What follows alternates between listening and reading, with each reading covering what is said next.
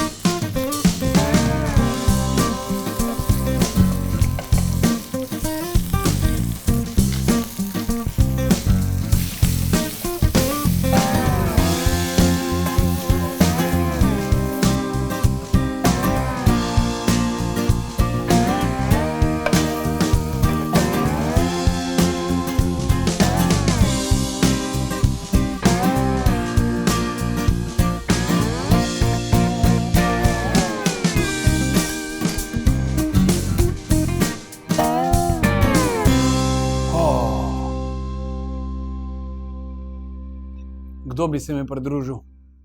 Dober tek.